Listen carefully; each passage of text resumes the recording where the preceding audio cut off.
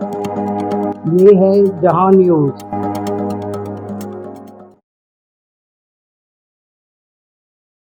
अस्सलाम नाज़रीन, आपका मेज़बान सैयद आसिफी प्रोग्राम न्यूज़ के साथ हाजिर खिदमत है। आज हमारा मौजू है चीफ जस्टिस की नए चीफ जस्टिस की तैनाती और पुराने चीफ जस्टिस की वापसी। क्या बनेगा? क्या ये सल्तनत जारी रहेगा या इसमें जो चेंजेस आ रही हैं उसका क्या बनेगा? क्योंकि चेंजेस बड़ी तेज़ी से आगे बढ़ा है वक्त, और 25 अक्टूबर तक ये वक्त है। अगर इससे पहले कौमी असम्बली में बिल पास हो गया तो आपको पता है कि क्या सूरत बनेगी। लेकिन अगर 25 अक्टूबर तक ये सिस्टम ना बना तो फिर एक कश्मकश शुरू हो जाएगी। आप क्या कहते हैं? इस हवाले से हम बात करेंगे। आपने हमारे साथ शरीक गुफ्तगू हैं सैयद हसन मुकार तराब साहब और इसके साथ साथ सुहेल मेहंदी साहब हैं। इनसे बात करते हैं कि चीफ जस्टिस की तैनाती के हवाले से आप क्या कहते हैं? शाह साहब। अस्सलाम वालेकुम नाज़रीन। चीफ़ जस्टिस की तैनाती जैसे कि हर दौर में तरजीहात को मद्देनज़र रख कर की जाती है। कभी साल पहले ऐलान हो जाता है और अब जब ज़रूरत है तो ऐलान नहीं किया जा रहा, और कोशिश की जा रही है कि किसी तरीके से ये मंसूर अली शाह साहब का जो टेन्योर शुरू हो रहा है इससे पहले एकदम ऐसे आईनी तरमीम की जाएं कि मौजूदा जो ये सिस्टम है इसमें इजाफ़ा किया जाए, यानी कि जो जजेस हैं उनके टेन्योर में 3-3 साल का इजाफ़ा कर दिया जाए। और अगर इस तरह इजाफ़ा होता है तो चीफ़ जस्टिस काजी ईसा साहब जो हैं उनकी जो मुद्दत मुलाजमत है वो प्रोलॉन्ग हो जाती है और उनको क्या मिल जाता है कि बग़ैर एक्सटेंशन लिए उनकी मुद्दत जब, यानी न उन्होंने मुतालबा किया न उन्होंने ख्वाहिश ज़ाहिर की, और इस तरह उनकी ख्वाहिश भी पूरी हो जाएगी। जो बज़ाहिर लगता है इस वक्त के अभी तक वो इस चीज़ पे राज़ी हैं कि अगर आइनी तरमीम की कर दी जाती है तो फिर तो मेरी कोई ख्वाहिश नहीं है, मैं तो चूँकि वो पानी का बहाव है तो उसमें मैं भी बजाय इसके कि इस महीने रिटायर हूँ और तो मुझे भी मेरी मुद्दत बढ़ जाएगी मुलाजमत की, तो मैं जारी रखूँगा अपनी जो ज़िम्मेदारी है। तो ये सूरत हाल है। दूसरी तरफ ये है कि अपोजिशन नहीं चाहती कि ये तरमीम हो और काजी ईसा साहब को मौका मिले कि वो अपनी मुद्दत मुलाजमत उनकी बढ़ जाए और वो चीफ़ जस्टिस के तौर पर काम करते रहें। बल्कि आपने तो ये नहीं कहा कि एक और तब्दीली जो आ रही है वो आईनी अदालत की आ रही है। शाह साहब इस पर बात करते हैं, लेकिन मैं सुलेमान साहब से पूछूंगा, ये खुला तजाद नहीं है कि जजेस की जो मुद्दत मुलाज़मत 68 ईयर की जा रही है, और जबकि पहले जो हाई कोर्ट के जजेस हैं उनकी 65 है, उससे पहले जो सेशन कोर्ट के हैं उनकी 62 है। ये खुला तजाद नहीं, तो क्या इसको किस नज़र से आप देखते हैं? शुक्रिया बहुत बहुत, आपने इस मौके पे मुझे मौका फ़राहम किया बात करने का। बड़ा बर्निंग इशू है। अमूमन आपका सवाल भी उसी पस मंज़र में मुझे लग रहा है कि ये कोई कानूनी या आइनी या कोई असूली बात है। सही। पाकिस्तान में कोई आइनी असूली और कानूनी बात नहीं है, ना होती है। ठीक। और कभी भी नहीं हुई और आज भी नहीं है। ये एक पॉलिटिकल इशू है। फ़ाइज़ ईसा की हिस्ट्री है।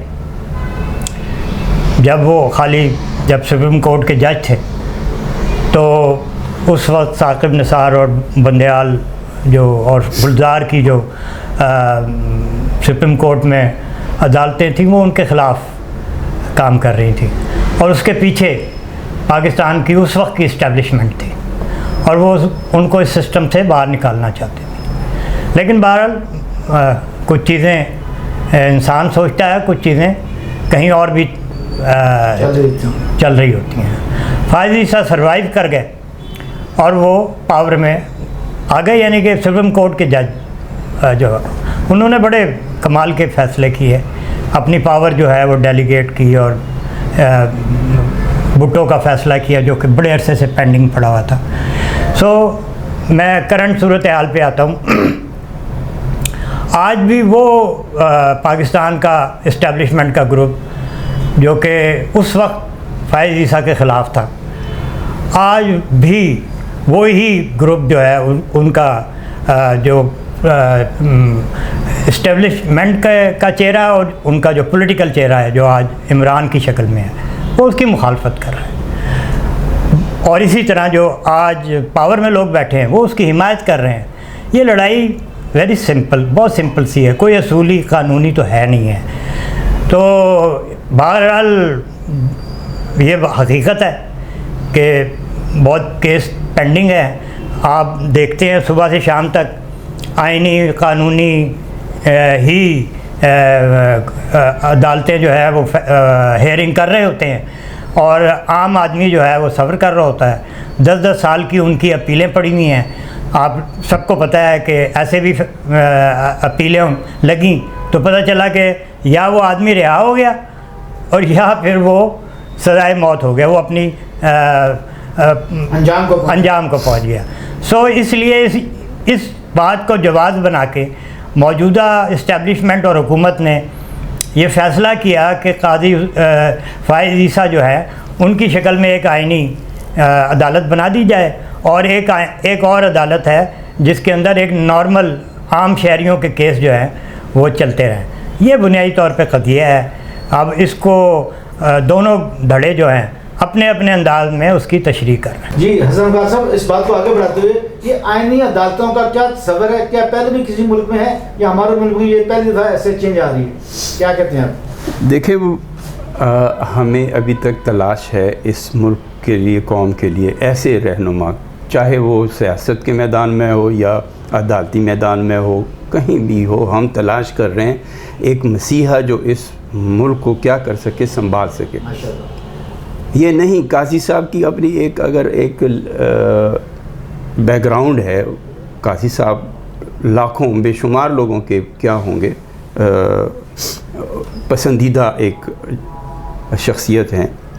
मैं यानी उनकी जो कारकर्दगी है उनकी तायीद करता हूँ, लेकिन जितना ही बंदा नेक होता है उतना ही ज़्यादा उसका इम्तिहान होता है। अब अगर इस मौजूदा कोई भी आप चेंज लाते हैं, अगर आपके उस चेंज के लिए आपकी तगो-दौ देखी जाती है कि और फिर टाइमिंग देखी जाती है कि आप किस वक्त पे क्या चाहते हैं, अगर ये चीज़ इतनी मुल्क और कौम के लिए क्या है, मफाद में है, तो इस पे सोचा जाए, इस पे अपोजिशन को भी मौका दिया जाए, तमाम को। ये तो नहीं कि आप इतनी बड़ी चेंजेस लाना चाह रहे हैं और वो दिन रात एक करके, और ये न अपोजिशन को पता और न अरकान को, हुकूमत के अरकान हैं या इत्तेहादी हैं, उनको पता नहीं कि चेंजेस क्या ला रहे हैं। सबसे बड़ी जो इस वक्त शख्सियत हैं वो फजल रहमान साहब हैं। वो आड़े ना आई होती तो ये काम तो कब का हो चुका होता, और किसी के वहम गुमान में भी नहीं है कि इसमें तब्दीलियाँ क्या लाई जा रही हैं। तो इसका अपोजिशन से कोई वो नहीं है किरदार, या ये मामला अपोजिशन का नहीं है, ये मुल्क को कौम का है। अपोजिशन को इस वक्त क्या नज़र आ रहा है कि अगर चीफ जस्टिस आने वाले मंसूर अली शाह साहब अगर आ जाएं, चीफ जस्टिस बनते हैं, जो उनका टेन्योर है, तो वो उनको थोड़ा सा ये नज़र आता है कि हमें रिलीफ मिल जाएगा। यानी रिलीफ के शक्ल में कि उन्होंने जो दरख्वास्तें वग़ैरह दी हैं ये इंतखाबात के हवाले से और तरामीम के हवाले से, तो उसमें उनको यानी उनकी सुनी जाएगी। उनका डिमांड है कि आप ऑडिट कराएं इसका इलेक्शन का। अगर वो ये समझते हैं कि मंसूर अली शाह के आने से वो ऑडिट मुमकिन हो सकेगा।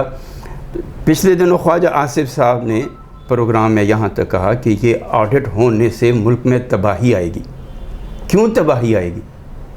एक देखें, कोई भी चीज़ तबाही अगर उसका असर तबाही वाला है, यानी एक चीज़ ये तो नहीं कि अगर ऑडिट हो जाए तो उसका मस्बत पहलू भी तो होना चाहिए।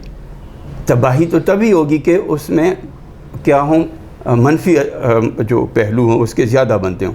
तो हुकूमत को चाहिए कि बजाय इसके, जैसे कि बिलावल साहब लगे हुए हैं दिन रात और वो कह रहे हैं 25 तारीख नहीं गुजरनी चाहिए, 25 तारीख नहीं गुजरनी चाहिए।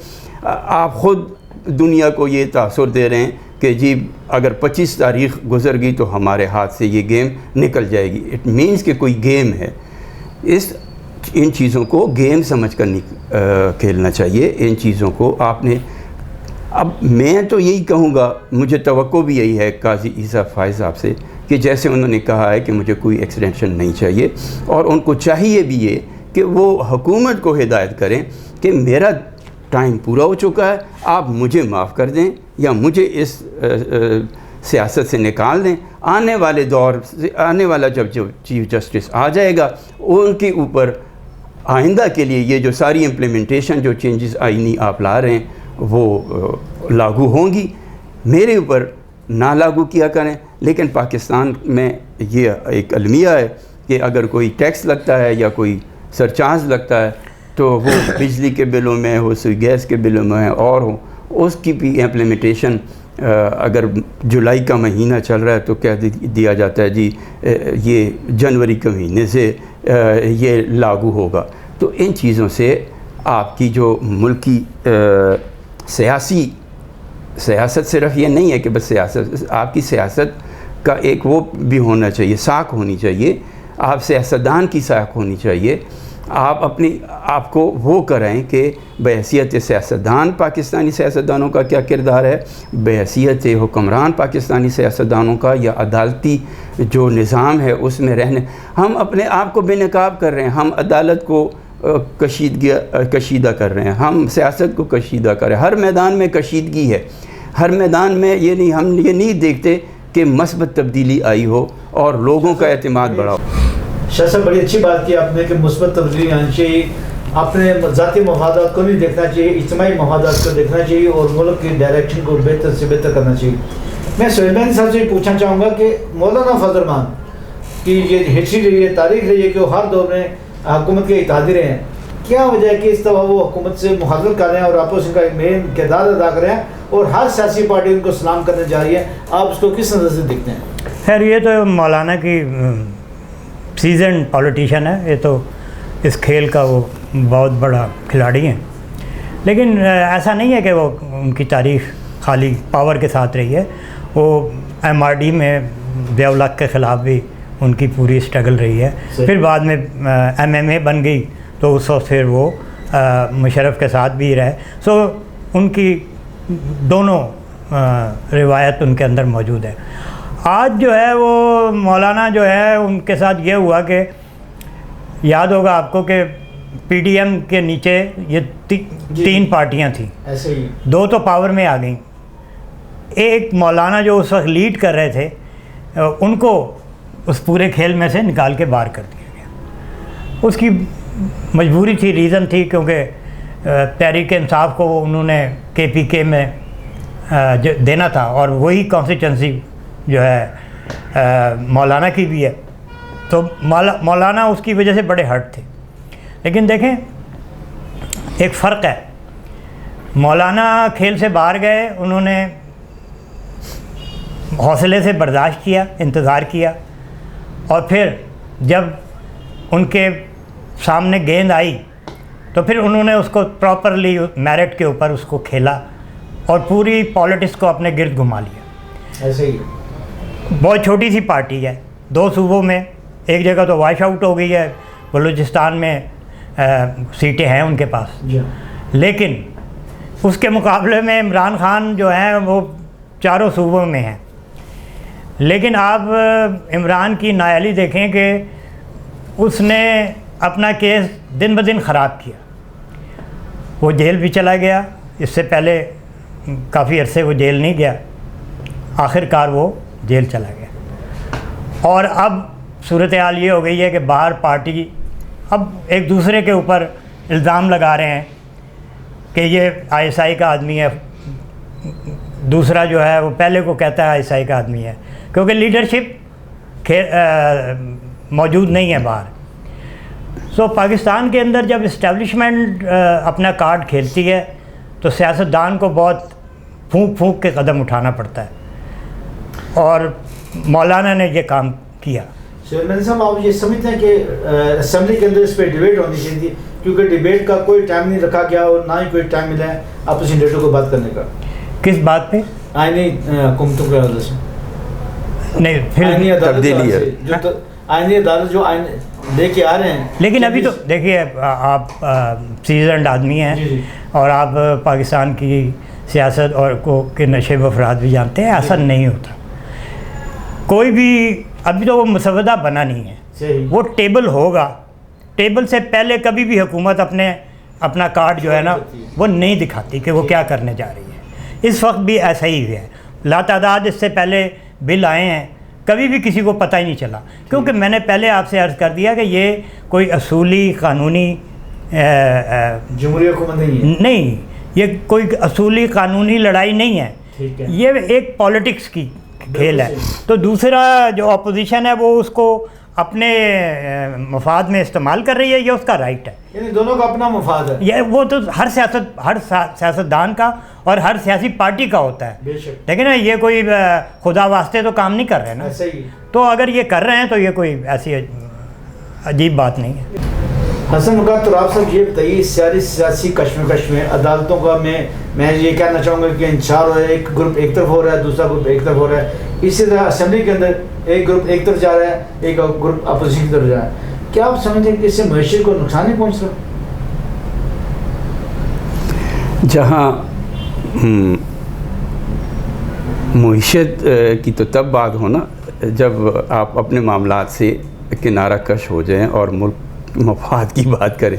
यहाँ तो सारी सियासत की जो सोहेल साहब बता रहे हैं कि मफादात की सियासत है, अपोजिशन वो कर रही है और हुकूमत ये कर रही है, एक दूसरे को नीचा यानी नीचा दिखाने की तो मैं नहीं कह सकता। सारी गेम जो है, सारी जो जदोजहद है वो है कुर्सी बचाने की, कि या कुर्सी पे काबिज़ रहने की, कि मैंने अभी मैं यानी अगर कोई हुक्मरान है वो अपनी कुर्सी कैसे संभालता है और आइंदा के लिए क्या करता है कि आइंदा इंतखाबात हों, अगर हुए तो वो भी मैंने अपने आप को उसके लिए भी सिक्योर करना है। उसमें ये नहीं देखा जाता। हमारे यहाँ एक अलमिया पता नहीं हम सियासत से या जमहूरियत से क्या सीखा है, न हम शायद अभी तक, मैं तो नहीं समझता कि जमहूरी अक़दार हमें आते हैं। हम जमहूरी अक़दार यानी अगर सिस्टम को ख़तरा हो तो हम कह देते हैं कि जी हुकूमत को ख़तरा हो तो क्या कि जी जमहूरियत को ख़तरा है। जमहूरियत को ख़तरा नहीं होता, हुकूमत को ख़तरा होता है। तो हुकूमत इसी तरह बहुत सारे बहानों से ना हुक्मरान अपने कुर्सी को बचाते हैं। तो यहाँ भी गेम यही है कि हुकूमत कैसे बनी, ये हुकूमत बनी, लेकिन अगर हम असूलों पे नहीं चलेंगे तो हमारा मुस्तकबिल बनेगा नहीं। अगर इलेक्शन में धांधली की बात सामने आई तो इलेक्शन ट्रिब्यूनल, आपने जो बात की असूलों की, असूल मुतय्यन कौन करेगा कि ये असूल है, ये बेअसूली है? मैं यही तो मसला है। अब आप एक आईनी अगर बना देंगे, अदालत बना देंगे तो उसका सरबराह फ़र्द वाहिद होगा। अब फ़र्द वाहिद अगर हम में से ही है तो कोई फरिश्ता नहीं है, तो जब वो इधर अगर सिस्टम को कंट्रोल नहीं कर सकता था, या ये नहीं कि वो सिस्टम के मुताबिक चलता था, बल्कि सिस्टम उसको चलाने वाले जो थे वो उसको चलाते थे। हम अगर सिस्टम के मुताबिक नहीं चलेंगे तो हमारा हाल तो यही होगा। हमें कोई आईनी अब अदालत की क्या ज़रूरत पड़ी, इसी वजह से कि हम जो मातहत अब इस वक्त जो गेम कहा जा रहा है, जैसे सोहेल साहब ने कहा कि जी वहाँ अदालत में, सुप्रीम कोर्ट में इमरान ख़ान के भी हामी हैं, हुकूमत के भी हामी हैं जजेस। तो अब ये चपकलेस जो एक नई राह निकल आई है, इससे कैसे छुटकारा मिलेगा? अब अगर कोई फ़ैसला इमरान ख़ान के हक़ में होता है तो कहा जाता है ये इमरान ख़ान के वो हैं, ऐसे ही दूसरे अगर इमरान ख़ान के मुखालिफ हो जाते हो कहा जाता है ये जज साहब हैं। ये इमरान ख़ान वाले नहीं थे, ये इमरान ख़ान के मुखालिफ हैं। तो ये चीज़, ये तासुर हमने ख़ुद अपने आप को बिगाड़ा है। हमने अदालतों को भी क्या कर दिया, वो गंदा तालाब बना दिए। अदालतें भी अब आजकल ऐसे हैं। तो जब जज एक दूसरे, अगर अदालत से फ़ैसला आता है तो हुक्मरान जो हैं वो मानते नहीं हैं। आपकी चीफ जस्टिस इलेक्शन कमीशन अदालत का फ़ैसला आता है वो मानते नहीं हैं। अगर अदालत कहे कि जी ये सीटें इसकी हैं तो जो जिसके हक़ में जा रही है बात वो भंगड़े डाल रहे हैं, और जो जिनके मुखालिफ ये फैसला जाता है वो गालियाँ देते हैं। तो इस माहौल में आप कैसे अपने आप को बचाओगे या निज़ाम को बचाओगे? बड़ी अच्छी बात आपने की। मैं सोहेल मेहंदी साहब से पूछना चाहूँगा कि अदालतों पे एतमाद किस तरह बहाल होगा, और जो दिन ब दिन ख़राब होता जा रहा है, अदालतों में लोगों का एतमाद नहीं है कि जो केस अदालत में जाएगा वो समझे ये लंबा ही चला जाएगा। तो आप अदालतों के एतमाद पे क्या कहते हैं, आवाम का एतमाद कैसे बढ़ाना चाहिए? हाँ, देखिए ये तो क्वेश्चन ही नहीं है ना। मैं अमूमन मैंने देखा है कि ये सवाल किया जाता है, लेकिन ये सवाल रेलेवेंट है नहीं। ये अदालतें कहाँ अदालतें हैं?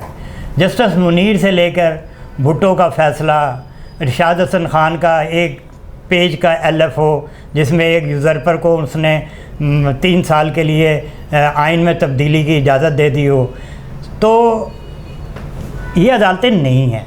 मेरा मुकदमा और है। हम यानी आप ये कहना चाह रहे हैं कि ये जो एस्टैब्लिशमेंट है, जो एग्जेक्टिव है, वो अदालतों के साथ टकराव में नहीं जाना चाहिए? नहीं नहीं नहीं नहीं, ये ताकत जो भी अपने दौर की जो ताकत होती है ना, ये उनके जो है इताअत गुज़ार हैं, ठीक, ये उनके हक़ में फ़ैसले करते हैं। इन अदालतों से कब आम आदमी के हक़ में फ़ैसला आया? और ख़ाली अदालतें नहीं, इस पार्लियामेंट से कब आम आदमी के हक़ में फ़ैसला आया? कभी भी नहीं है। ये सिर्फ बोर्ड छोड़ लगाए हुए हैं इन्होंने। यहाँ पे एक आम आदमी की बेहतरी के लिए, उसको फैसिलिटेट करने के लिए कोई ना कानून साजी की है, ना कभी उसके हक़ में फ़ैसले आए। ये अशराफिया के लिए, उनके मफादात को प्रोटेक्ट करने के लिए है। मुझे और आपको तो वो एक लॉलीपॉप दे देते हैं, बेवकूफ़ बनाते हैं, आईनी कानूनी। देखें ना, ये अभी बकार ने कही बात कि वो एक फ़ैसला दे दिया, उन्होंने कहा जाओ यार हम मानते ही नहीं हैं। सही, क्या कर लेंगे? बिल्कुल सही। देखें, दुनिया में सारे कानून गुड फेथ में बनते हैं। ऐसे ही एक कितनी ट्रैफिक होती है रोड के ऊपर, एक सिपाही खड़ा होता है, जब वो हाथ उठाता है तो पूरी की पूरी ट्रैफिक रुक जाती है, एक असूल के तहत चला जाता है। ऐसे ही पाकिस्तान में जिसको अदालती निज़ाम कहते हैं, ये अदालती निज़ाम नहीं है, ये ताकतवरों को प्रोटेक्ट करता है। इसलिए ये बहस आप करते रहें, आप थोड़ी दूर चलेंगे फिर आप अपनी बात को कंट्राडिक्ट कर लेंगे। यहाँ से कोई फ़ैसला असूल की बुनियाद पे अवाम के हक़ में नहीं आ सकता, और सिवाय मायूसी के और कोई आपके पास चारा नहीं। बात को हम आगे बढ़ाते हुए बात करेंगे। जैसे मैंने पहले कहा कि मैशत बहुत दिन ब दिन बिगड़ जा रही है, अवाम का असेंबली पे, अदलिया पे एतमाद बहाल नहीं होगा तो फिर क्या होगा? नेक्स्ट स्टेप क्या होगा फिर इसके बाद? अगर अदालत में इंतशार का शिकार बन जाएगी, असेंबली के अंदर भी कोई अवाम के लिए रिलीफ नहीं मिल रहा, तो ये क्या बनेगा इस मुल्क का? देखें जी, आपका सवाल बहुत गहरा सवाल है, और यही है कि अल्लाह बचाए उस वक्त से जो आप खदशा ज़ाहिर कर रहे हैं। जी जी। अगर हम इसी तरह आगे बढ़ते रहें, हमारी यानी हर इदारा क्या होता जाए, आवाम का उसके ऊपर एतमाद उठ जाए, या अदारा अपनी कारकर्दगी, देखें हम किसी शय को तब पहचानते हैं जब उसे आजमाते हैं, परखते हैं। अगर हुकूमत का सरबराह ये कहे कि फ़लाँ से IMF से लोन लेने में मेरी फ़लाँ ने फ़ख्र से कहते हैं कि मेरी मदद, हुकूमत की मदद आर्मी चीफ़ ने की, तो ये उनको ये नज़र नहीं आता कि मुल्क का हुक्मरान वज़ीर आज़म मैं हूँ। अगर आज चीफ़ ऑफ आर्मी स्टाफ आपकी ज़रूरतों के लिए ये भी कर रहे हैं तो क्या होगा? ये इन चीज़ों यानी नहीं इकट्ठे की बात वो और बात है। मतलब ये है कि जिसका वो है रिस्पॉन्सिबिलिटी बनती है, वो क्यों इतराफ़ कर रहा है कि मैं उससे, उनका वज़ीर आज़म का ये इतराफ़ है कि मैं ये नहीं कर पाया। अगर आर्मी चीफ़ ना होते तो मुश्किल था। इसका क्या मतलब है कि हुक्म आर्मी पे आज बैरून मुल्क एतबार है, हुकूमत पे नहीं है। बिल्कुल सही। अगर आर्मी चीफ कहीं जाकर ख़ुद से वो किसी की कुछ कहना पड़ता होगा ना उनको, ये तो नहीं। शाह साहब, आप आर्मी चीफ को ये क्यों कहना पड़ रहा कि हमारी मदद करें? हुक्मरान अगर सियासतदान है वो इस चीज़ की सुन, उनकी बात सुनी जानी चाहिए। आर्मी चीफ का मानना, उनकी यानी एहतराम करना, और तो इसका क्या मतलब है कि हुकूमत पाकिस्तान का जो है वो एहतराम कम कर दिया है सियासतदानों ने। अब सियासतदानों की बात बाहर नहीं मानी जाती। तो इसी तरह हर इदारा, अब अदालत अगर इस तरह आपस में चपकलिश रहेगी जजेस के दरमियान और कोई उनके फैसले, तो कल इस अदालत की क्या अहमियत रह जाएगी? बिल्कुल ठीक है। आपकी पुलिस की क्या अहमियत रह गई है? पुलिस तो ख़त्म हो गई है। जब तो वो जाती है, वो क्यों ख़त्म हो गई है? क्योंकि वो अपनी कारकर्दगी में फेल है। ऐसे ही जो सिस्टम अब आप देख रहे हैं कि IPPs वगैरह ये सारी चीज़ें अब बेनकाब हो रही हैं। बिल्कुल। तो मेरा सिर्फ दोनों हिसाब से एक क्वेश्चन है, 63A का क्या रोल है इस वक्त आइन के अंदर? जी शाह साहब। जी सर साहब। देखें, ये तो एक करेक्शन की गई है। 63A जो है वो बुनियादी तौर पर 73 का आइन जब बना था, ये उसकी शिक है, जिसको रीराइट कर दिया गया, जो कि सुप्रीम कोर्ट का इख्तियार नहीं था। सही। और वो भी एक ख़ास वक्त के ऊपर, जब उसकी शहबाज शरीफ के बेटे की हुकूमत थी, क्या नाम था उसका, चीफ मिनिस्टर जो था पंजाब में, हमजा का। तो उस वक्त ये एक अजीब व गरीब सा फैसला हो गया कि अगर आप फ्लोर क्रॉसिंग करेंगे तो वोट भी नहीं काउंट होगा और आप नाअहल भी हो जाए। बिल्कुल ठीक है। बड़ा मज़ा का खेसा था, हो गया। अब उन्होंने इस दौरान फिर जो मैलाफाइडी है वो ये है कि उसकी नज़र षानी होती है, फ़ैसला हो जाता है, अदालतें करती रहती हैं। अब 2 साल हो गए वो नज़र षानी लगी नहीं, उन्होंने लगने नहीं दी। मुनीब अंदर वहाँ बैठा हुआ था, तो अब उन्होंने मुनीब को वहाँ से निकाला और फिर वो नज़र षानी जो है कि वो लगी और उसके अंदर उन्होंने उसको बहाल कर दिया। हाँ, अच्छा, अब उसकी टाइमिंग वक्त ऐसा हुआ है कि जहाँ उनको उस वक्त डिसएडवांटेज हुआ था उस फैसले का, अब उसको एडवांटेज हो रहा है। और अब वो 2 तिहाई अक्सरियत जो उनके लिए प्रॉब्लम हो रही थी आइन में तरमीम करने की, वो उनको उसके लिए आसानी हो जाएगी। और ये कोई गैर आइनी बात नहीं है। सर मैंने सब बड़ा अच्छा अपना तजिया पेश किया। नाज़रीन, मेरे दोनों जो तजिया निकाल से बड़ा अच्छा उन्होंने शेर हसन गुफ्तगू की है, हर टॉपिक पे गहराई में जाके बात की है। लेकिन अब देखते हैं कि 25 अक्टूबर के बाद क्या लाएअमल बनता है और 25 अक्टूबर के बाद पहले क्या ये आइनी तरमीम मंजूर हो जाएगी। इसी के साथ अपने मेज़बान सईद आसिफ को इजाज़त दीजिएगा। अल्लाह हाफ़िज़।